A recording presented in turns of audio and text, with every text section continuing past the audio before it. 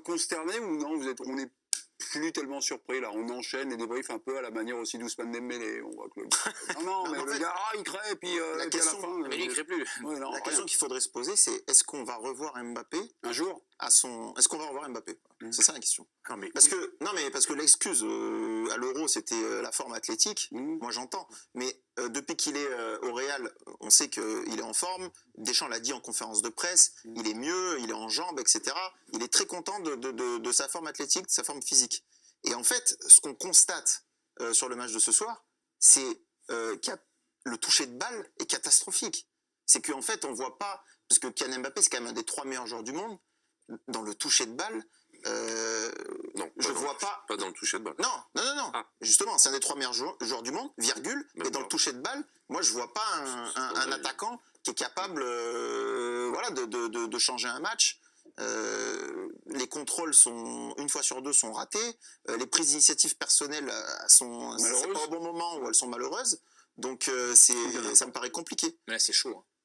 Non, mais là, je commence à douter. Non, mais c'est vrai que c'est incroyable de voir ce qu'on voit. C'est-à-dire qu'on se dit, mais on l'a vu quand même. On est pas la berlue, quoi. Non, mais oui.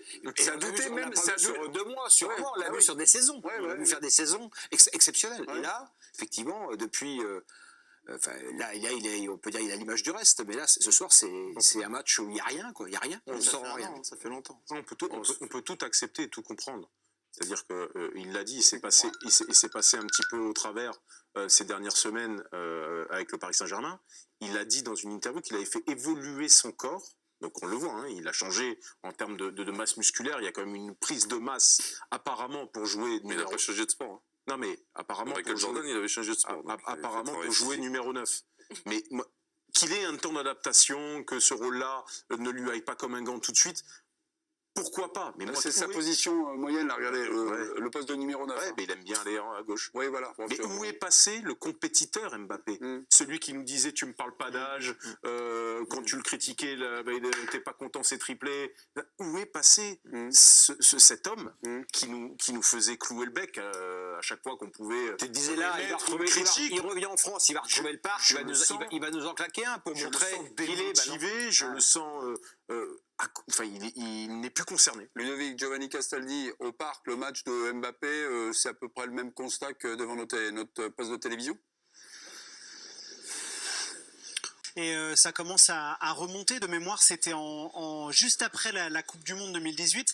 C'est Michel Platini qui, quand il y avait beaucoup d'enflammades sur Kylian Mbappé, disait ok, il y a la vitesse, mais je conseille dès maintenant à Kylian de travailler sur autre chose parce que le jour où il aura plus sa vitesse, il sera bien embêté. À l'époque, j'avais fustigé l'ancien triple Ballon d'Or France Football, mais là, en fait, moi, ce qui me frappe, et Ludo a raison de parler du comportement, de l'attitude, on peut se poser des questions sur la forme psychologique du joueur, mais j'arrive plus à comprendre le joueur qu'il est, en fait. Parce que c'est pas un numéro 9. Quand on voit ce que fait Barcola sur le côté gauche aujourd'hui, il est plus capable de le faire. Quand il essaye de décrocher pour organiser, comme peut faire Antoine Griezmann en club, ou à l'époque quand il y avait Neymar au PSG, il peut pas le faire, il n'a pas la qualité de pied. Donc en fait, je ne comprends pas le joueur qu'est aujourd'hui Mbappé. Et il phagocyte un peu toute l'attention parce que c'est le capitaine, parce que c'est le numéro 10, parce que c'est censé être un des 3 meilleurs joueurs du monde. Mais je ne comprends pas. Et Didier Deschamps a toujours tout fait pour bien l'utiliser. Luis Enrique, on l'a vu l'an passé, il avait soi-disant des meilleurs joueurs du monde. Il a bâti quasiment son équipe en mettant Mbappé dans l'axe parce qu'il préfère avoir Barcola à gauche. Donc je peux pas penser qu'autant de bons coachs se plantent avec Mbappé. Et j'aimerais bien qu'on me donne aujourd'hui la définition du joueur qu'est Kylian Mbappé. Moi, je ne la trouve pas. Giovanni, fais attention, ne fustige pas Michel Platini. Oui, aussi, déjà. Et en même temps, les génies ont toujours raison avant les autres. Ouais. Donc, mets un peu d'eau dans ton vin, laisse passer le temps, et tu vois qu'il a raison. C'est ce qu'il dit. Ouais, mais il a fait quand même. Il y a quelques années, là, il a pris ses erreurs, Giovanni. Mais ce qu'on peut ajouter sur ce qu'a dit Platini, c'est que Platini a dit quand il aura plus la vitesse, ça va être compliqué. Là, il a encore la vitesse et c'est déjà compliqué. Non, c'est parce qu'il y a eu une adaptation. Les gens savent comment il joue. Et même malgré sa vitesse, aujourd'hui, il fait plus de différence. Parce que quand il est dans l'axe, les espaces se réduisent. Il n'a pas. Et je suis désolé, mais dans les petits espaces, ça devient un joueur, un avant-centre banal de très haut niveau, mais banal par rapport à ce qu'on attend de lui. Puisqu'on n'utilise jamais sa vitesse. On ne voit plus jamais en équipe de France, on ne le voit plus jamais utiliser sur la vitesse. Jamais. Jamais, jamais. Il est fini, le Kiki. Mais parce que Il est non, mais un joueur, Ah, mais un attaquant ne peut pas utiliser sa vitesse toute sa vie. Ronaldo phénoménal, quand il est arrivé sur la scène mondiale, il faisait beaucoup de différence grâce à sa vitesse. Dans les petits espaces, il avait était les deux incroyable croisés, aussi. il avait les joues dans les boîtes à gants. C'est normal qu'il Mais après les deux croisés, c'est devenu un joueur totalement Ouais, mais tu différent, peux mais c'était pas quand même un comparer, avant-centre de classe mondiale. Faut pas comparer non, on peut pas Ronaldo comparer. et Je vais Mbappé déjà comparer dans alors le- Thierry non, mais Henry. déjà dans le toucher de balle. Bah, Thierry Henry. Je peux comparer Thierry Henry Non. Oui, non. On C'est compare pas- qui alors Non, ah, mais je sais pas. C'est mais- toi qui veux comparer à quelqu'un. Oui, mais justement, parce que. Non, les dans le joueurs, toucher de les balle, grands Henri, joueurs- quand même, tu pouvais faire des remises, des 1-2. Mais bien sûr. C'est pour ça que je suis très Mais inquiet. Mbappé, ça devient compliqué. C'est pour ça que je suis très inquiet. Parce que justement, il dit mon corps a changé, etc. C'est qui a fait ça en arrivant au Real? C'est Cristiano Ronaldo. Au fur et à mesure de sa maturation, quand il est devenu avant-centre, il a fait évoluer son jeu. Et il s'est mis à mettre 15 ou 20 buts de la tête par saison, par exemple. Kylian Mbappé ne fera jamais ça. Donc je suis très inquiet parce que je ne sais pas comment il va s'en sortir. Il est fini, Mbappé. Non, mais faut Mais qu'il non, mais je pense pas que ce soit retrouve, fini. euh, Mais là, Il n'y a pas de sous-entendu. Moi, je suis inquiet. Non, mais je veux dire. fini, on va pas aller jusque-là. Mais On ne va pas jusque-là. Ça fait ça un an devient qu'il de nous, plus en plus inquiétant. qui nous sort Non, des moi, ça fait pas un an, ça fait plus de 2 ans que je le dis. C'est que ce joueur a changé. Alors après, tout le monde me disait oui, mais il marque. Mais là, le problème, c'est qu'il marque plus. Donc là, tu vois, ça commence à coincer de plus en plus. Et il fait plus de diff et moi, il marque des buts. Tu vois, par exemple, les 2 qu'il met au Real, c'est des buts. Oui, un petit péno. Puis, Mais peut-être qu'il va devenir ce joueur-là. Non, mais peut-être qu'il va devenir ce joueur-là. franchement, Sans jeu de tête, un joueur de surface. Non, mais tu vois, par exemple, un joueur de surface où il mettra ces buts-là, quoi. Comme il a fait Ouais, mais il va lui manquer des choses. Il va lui manquer le jeu de haut but, il va lui manquer c'est beaucoup de la choses, technique dans les petits espaces. Le Bien jeu sûr. de tête, c'est beaucoup. c'est du. Il va se banaliser outrageusement là, s'il fait ça. Ça va devenir. C'est quand on voit Mbappé, la magie Mbappé, c'était c'était la vitesse, vitesse, c'était c'était la la flair, foudre, on l'appelait la foudre. Ouais, mais plus que la vitesse, c'était la foudre, quoi. Dès qu'il touchait un Non, ballon, puis la je te précision disais, aussi, waouh. c'était quand même un joueur. Tout ce qu'il fait, chaque fois qu'il prenait le ballon, il prenait la bonne décision. C'était la passe, la frappe, le dribble. Mais Ouh, la bonne c'était décision, je suis pas d'accord. quand même. Ah ben demande à Neymar, tu vois. Je peux te montrer quelques images où il attendait le ballon dans l'axe et que l'autre il frappe. Hein. C'est arrivé. Ça, c'est une relation. Ah, c'est arrivé. C'était une Non, relation mais bon, particulière. non, mais bon, entre. Non, Je sais pas, prenait moi des j'ai commenté décisions des pour dizaines lui. de matchs de Non, il prenait les Kylian décisions Mbappé, pour lui Jo. quand il arrivait Je le dans voyais, quand tu commentes en direct, tu le sens très bien. Tu le voyais, Non, c'est autre il chose. sentait le jeu, il respirait le jeu, ce garçon. Non, mais Là, tu sais pas. Des fois, je l'ai vu faire des X remises. On lui donne le ballon au but, hop, il la redonne. Bon, bah, c'est 2, il se passe rien. Au revoir, messieurs, là, terminé. Non, mais 9, c'est un rôle qui est totalement ingrat. Ça, c'est un autre débat. Quand hein, t'as c'est pas le la débat de sa culture- position. Quand t'as pas la culture et la science de ce qu'est un numéro 9, c'est pour ça que c'est gardien de but et 9, c'est vraiment des postes spécifiques et des postes à part. Oui, mais on a Tu sens que cette intuition, encore ce côté bestial dans la surface de réparation, Oui, il n'est pas encore totalement là. On va lui laisser peut-être aussi Oui, mais un le petit peu de problème, temps de s'adapter. Ludo, le problème, c'est qu'il a déjà fait beaucoup de matchs lambda à gauche aussi. Donc, c'est pas comme s'il était en difficulté qu'au poste de numéro 9. Moi, je pense qu'il y a un tel écart de niveau entre le joueur qu'il était et ce qu'il nous présente depuis quelques semaines, mois. Je n'irai peut-être pas jusqu'à années comme Johan, mais pourquoi pas. Enfin, Que longtemps. pour moi, c'est pas toute Et sa gestion de carrière, conclusion Bertrand. sportive n'est pas raisonnable. Bertrand, Je pense que quelque chose se joue que je ne peux pas vous apporter là parce que je n'ai pas d'éléments. Mais je veux dire, il peut pas être venu aussi bidon que ce qu'il est là à 25 ans. Il y a une raison. Il y a une Non, mais- raison non, mais qui je veux est- il y a dire, une raison mais qui est pour des mentale. raisons- Il y a une non, mais- raison qui est mentale. Voilà, je sais Bertrand. pas, je Il y a sais une pas ce raison. qu'il- je sais pas Ce ce qu'il- garçon-là, il est en dépression.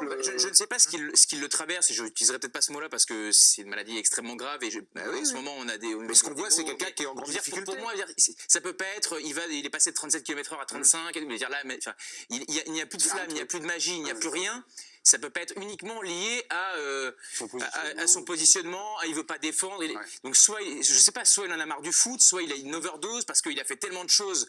Je fais des saisons, 60 matchs, puis après je fais des tournées promotionnelles, puis je fais ci, je fais ça. Et encore une fois, ce ne sont pas des excuses. C'est lui qui l'a alimenté. Je veux dire, là, le joueur bidon qui est devenu, ça peut pas être lui par rapport à ce qu'il a fait, non pas pendant 3 mois, mais pendant 7 ans au Paris Saint-Germain ou 6 ans. Donc il y a un truc qui cloche. Je ne sais pas ce que c'est. Sans doute ne le dira-t-il jamais ou peut-être après sa carrière. Mais il y a un problème. Giovanni, les Bleus ont-ils basculé ce soir dans la crise? Habillage à la française, s'il vous plaît. Ludovic, vous dites oui ou vous dites non? Plutôt oui. Oui. Hugo, Malheureusement, plutôt non. Stéphane, La crise, non. Bertrand, Non plus. comment? Non plus. Non plus. Président. Oui, j'ai 3 noms. Président, Et un jingle. Thomas, Oui. Jingle. Jingle. c'est qui Stéphane Bertrand? On va aller solliciter Le nourrisson? pour son jubilé, peut-être. Ouais, d'accord, ok, allez. Ludovic Obraniak face à Bertrand Latour. C'est un duel qui ne sera pas tranché, puisqu'il est déjà tranché. Comment? C'est un duel qui ne sera pas tranché après l'issue de nos 30 secondes respectives. Ah non, pardonnez-moi, vous adressez au président Micou, c'est pas au président de la Ligue. Je veux dire. Oui. Ah. Ça, c'est pas une, Ah, d'accord. une démocratie. On a le droit de parler. Ah, on a le droit de parler, mais bon, sera-t-on entendu? Ouais, il y a, Après, c'est à voir. C'est pas Kim Jong-Miku, c'est Oui, pas encore. Eh bien voilà, c'est parti, les Bleus ont-ils basculé ce soir dans la crise? À l'origine de cette dispute, Ludovic Obraniak, le seul à avoir dit oui, on vous écoute. Quelle est finalement votre réflexion autour de ce plutôt oui? Le rapport à l'équipe de France, il est évidemment footballistique, mais il est aussi humain. Et ça fait bien longtemps qu'en équipe de France, les émotions ne passent plus. Alors, elles ne passent plus footballistiquement, mais elles ne passent plus humainement non plus. On l'a vu durant 7 euros. Finalement, le spectateur, s'il n'est pas content, il n'a qu'à couper la télé.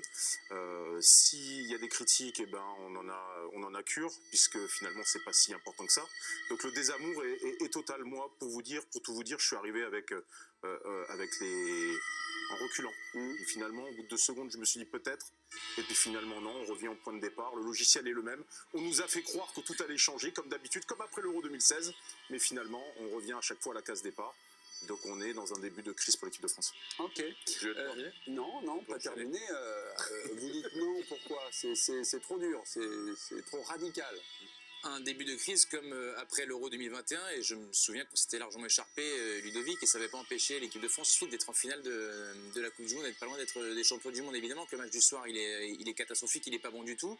J'oublie pas qu'il y a de cela quelques semaines encore, tout en n'étant pas chatoyant, c'est le moins qu'on puisse dire, les Français avaient fait mieux que 20 équipes sur 24, que ce soir il y a aussi des joueurs qui ne sont pas là, des joueurs qui sont titulaires, et on a bien vu qu'un des naufrages de cette prestation du soir, c'est le milieu de terrain, et il y a un certain nombre qui sont titulaires habituellement qui n'étaient pas là, que Didier Deschamps a écouté, en tout cas a des nouveautés. Barcola a été intégré avec un vrai rôle, Olysée découvre les Bleus de suite, donc pour moi il n'y a pas d'urgence absolue de le virer ou faire autre chose. Ok, les Bleus ont-ils basculé ce soir dans la crise? Vous avez évidemment tranché ce duel sur les réseaux sociaux. Le président est demandé, vous avez écouté Ludovic, vous avez écouté Bertrand. Qui a gagné pour vous? Ouais, pour essayer de faire un résumé de tout ce qui a été dit, moi je suis pas juste sur le résultat ou sur ce qui s'est passé. En fait, par rapport à l'Euro et par rapport à ce match-là, c'est aussi par rapport aux attitudes, au comportement, à certaines déclarations de certains cadres qui ont pu être assez tranchantes, même si ça a été dit sans être dit. Et là, encore une fois, après cet Euro, sur ce match ce soir, je vois des attitudes qui ne changent pas en fait. Donc j'aurais plus tendance à dire qu'on se rapproche d'une certaine crise à l'intérieur de l'équipe de France que dire que non, c'est pas grave. Après l'Euro 2021, on a fait la Coupe du Monde. Mais après l'Euro 2021, tu sors de cet Euro 2021 parce que tu sors du match pendant un quart d'heure. Mais sinon, dans les attitudes et tout, il y avait quelque chose. Alors après, t'es éliminé au pénalty, t'es éliminé, certes. Mais après cet Euro et après ce qu'on vient de voir ce soir, moi je commence à me dire que ça sent la crise, quoi. Ok, très bien. Donc c'est Ludovic. C'est pas ce qui se disait en 2021. Ouais, mais en 2021, quand tu reprends l'historique de ce match-là, moi je trouve que ce match, quand ils se font sortir, il y a un vrai jeu qui est mis en place pendant une grande partie du match. Après, ils sortent pendant un quart d'heure, il y a 2 trucs. Non, mais à ce moment-là, on dit il a perdu la main, c'est Pogba qui décide, il a fait n'importe quoi, il a réintégré Benzema parce qu'il a paniqué, machin. Enfin, à ce moment-là, c'était pas. Et tu rattaques de mémoire par un Ukraine-France, qui est pas bon. Il me semble, je sais pas si la mémoire fait défaut. D'affilée, il me semble. Voilà, qui sont pas bons du tout dans le contenu. Et à ce moment-là, on dit il a totalement perdu la main, faut qu'il change. Ça veut pas dire que là, éventuellement, on peut pas poser la question. On resitue. Ce qu'il relance d'ailleurs, c'est la Ligue des Nations. On va aller voir Giovanni Castaldi qui nous attend du côté du parc. Giovanni, c'est votre baptême du feu, mon cher Giovanni. Et vous commencez par une défaite au Parc des Princes. C'est peut-être le problème, mais bon. Voilà. Non, c'est pas évidemment Giovanni. Ce soir, est-ce que vous avez vu quelque chose de similaire entre cette défaite du soir et, on va dire, l'Euro qui nous a pas franchement emballé? Similaire, non. Bonsoir, mais pardon, similaire, non, parce que je trouve qu'il y avait, je crois que c'est Bertrand qui l'a souligné, il y avait quand même pas mal d'absents au milieu de terrain. Moi, ce que je regrette énormément ce soir, c'est cette seconde période où tu n'as pas de réaction. À la limite, que tu sois secoué, baladé par une équipe qui tente de jouer au football, c'est déjà arrivé dans l'histoire de l'équipe de France, mais par moment, tu as des séquences où tu as de la réaction. Moi, ce qui m'a énormément déplu, c'est cette seconde période, et ça, c'est... j'ai pas vu des joueurs qui étaient pas bien sur le plan athlétique, ce qu'on nous a expliqué durant l'été pour l'Euro, qu'il y avait des joueurs qui étaient usés moralement, mentalement. Là, il y avait une très belle ambiance ce soir au Parc des Princes. Tu pouvais être galvanisé par le retour avec les retrouvailles avec le public français. Donc, ce qui m'a dérangé énormément ce soir, et là, je rejoins un peu Johan, c'est plus dans les attitudes, dans le comportement, où je trouve qu'il n'y a pas eu de réaction.